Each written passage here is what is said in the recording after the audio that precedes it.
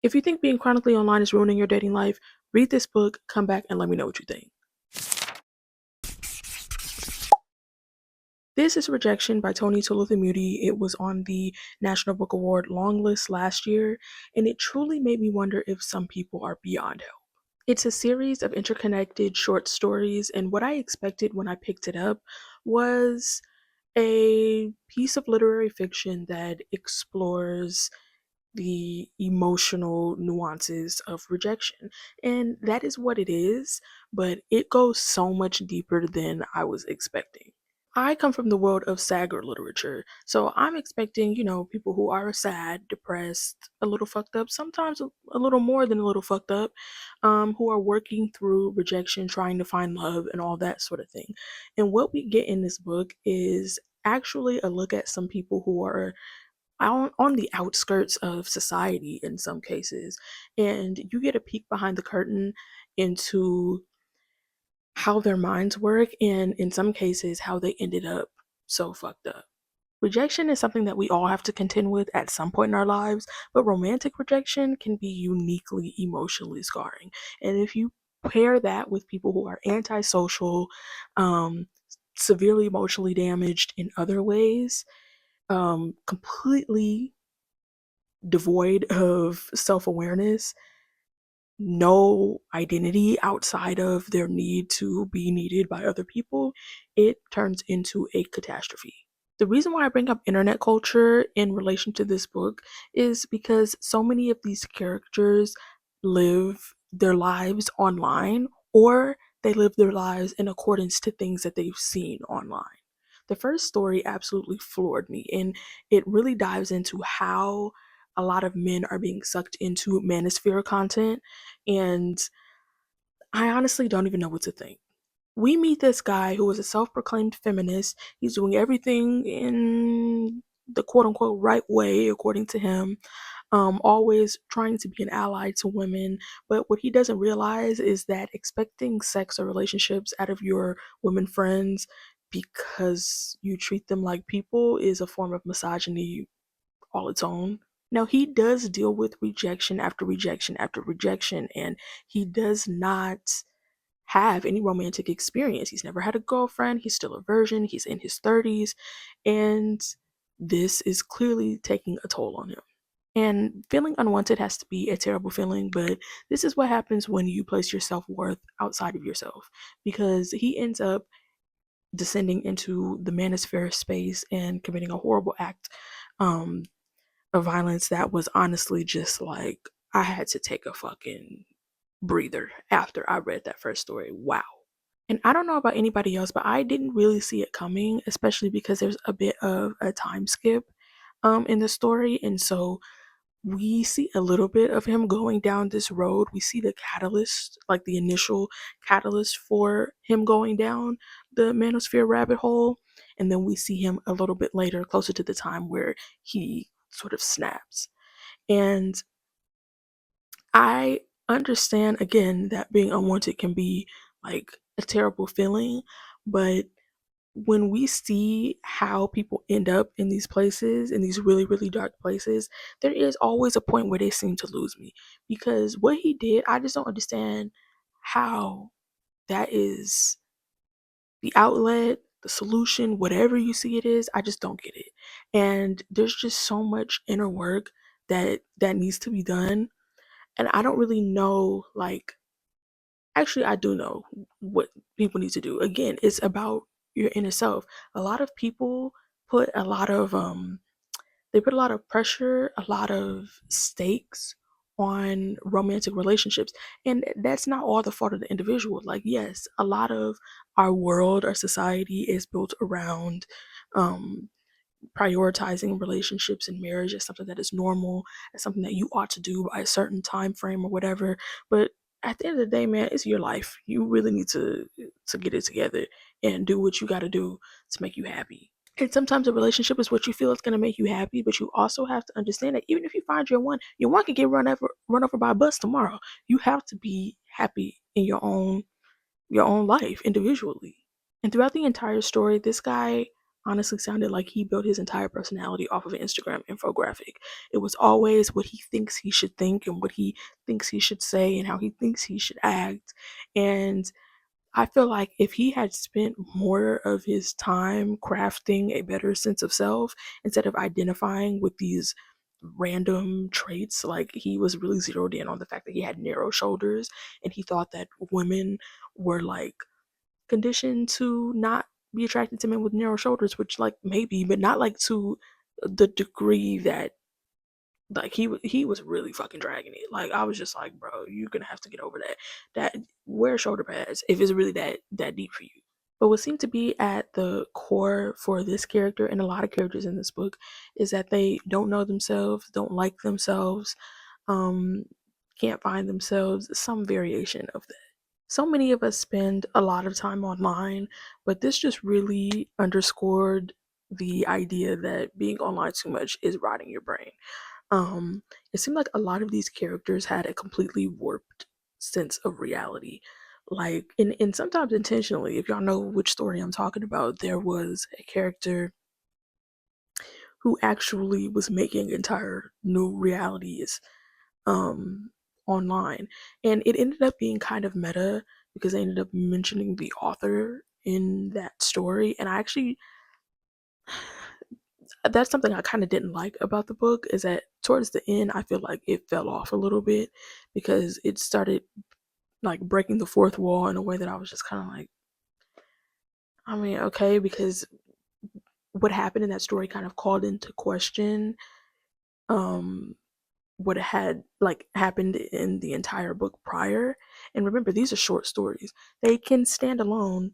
They are interconnected in some ways. There are some characters that show up in more than one story, usually marginally in the story of someone else, but they can stand alone. And so, what I didn't like about that story near the end of the book is that it sort of planted seeds of doubt into some of the details that we had gotten in previous stories. That would be my one ish gripe about the book. It may seem kind of obvious, but I feel like loneliness was a huge theme in this book. Obviously, a lot of time rejection begets loneliness, but it just was shaped in so many different forms.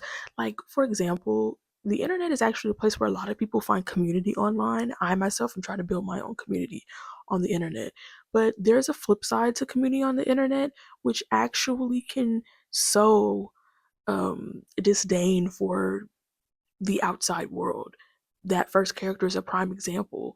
That incel manosphere shit, I feel like there's a lot of grifters in that space that prey on guys that are lonely. And that's not to absolve the guys who are engaging in that content of responsibility because it does get to the point where y'all are just being misogynistic, you're being racist, you're being weird, all of that. But a lot of times, and in this book, it is someone who is in a lonely, broken space who stumbles across people who they feel understand them, but instead of actually creating a community that makes someone feel belonging, that is actually going to make them happy, what these people don't understand or don't seem to understand is that like you're not even happy. Like you found this community and you found all these guys that you are like, yeah, they understand me, and you sit there and you're sitting at your computer for 16 hours a day doing whatever you're doing. I was about to violate the YouTube community guidelines real quick, but you're doing what y'all are doing and you're not happy. You still don't have what you want. And so getting on the internet and going down these rabbit holes is not getting you any closer to what you want. So you should probably do something different. But at this point, like I said, I feel like some people are so far gone that they're not even thinking about that. Now I will say I watched an FD Signifier video where he talked about um some research I think he did about like how long young guys stay in the manosphere and how a lot of them do actually go through that phase and they get out. I mean, this character in this book was older than that, so he he probably never got out, but that is something to be aware of. But the point is, when you are in these echo chambers, they just reinforce a lot of times the worst parts about yourself. There's this other story in the book which was deeply disturbing. Not in the same way that the first one was, but like it was just very graphic in a way that I was like, how you even come up with this stuff? Like this, somebody need to check on you. And this character was severely and brutally bullied when they were young, and it really, really warped their self worth and really their relationship to affection and sex was literally the most fucked up I've ever been. And a lot of it was um I will say exacerbated by an unhealthy relationship to sexual content online. And there's that other thing bubbling up again, is that y'all be locked in the room on the internet and not going outside, not touching grass, not doing nothing, and it ends up warping your sense of reality, festering inside of you, and making you insufferable to be around and or not functional in everyday life. I don't really want to give a play-by-play of every story because if you haven't read it, I'd like you to read it and let me know what you think. But I just feel like one, reading this book might make you feel a little bit better about your situation. I can't lie, because I was like, man, I thought I was chronically online. I am nowhere near as chronically online as I could. Y'all are on life support with how online y'all are for real.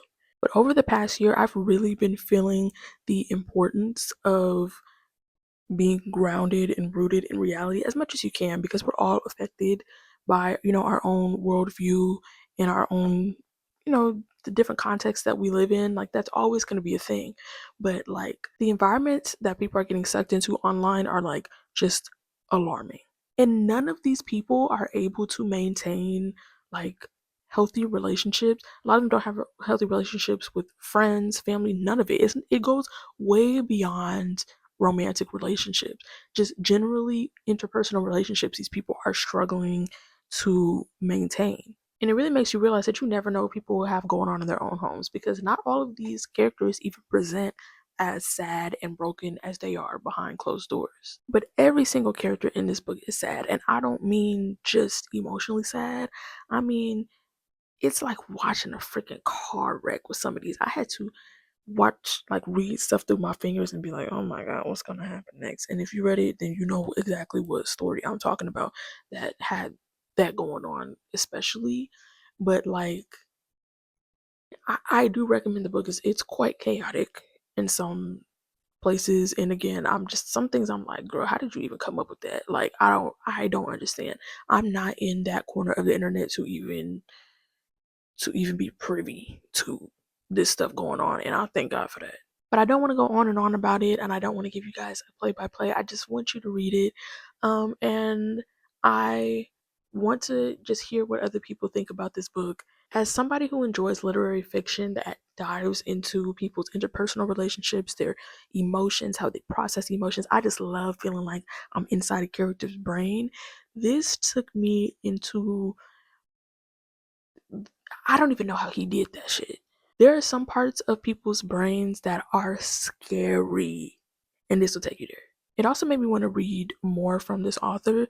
He has another book called Private Citizens, so I might have to take a little bit of breather. I don't know how similar it is to this one on the chaos meter, but I could definitely see myself circling back around and reading another one of his books. Make sure you let me know in the comments if you've read this book or if you plan to read it. These are my social media handles. You can follow me there if you like, including on my main channel where I make video essays through a historical lens. Also, don't forget to like, comment, subscribe, and click the bell icon so that you get a notification every time I get off my butt and post a video. Thanks for watching, and I'll see you on the next one.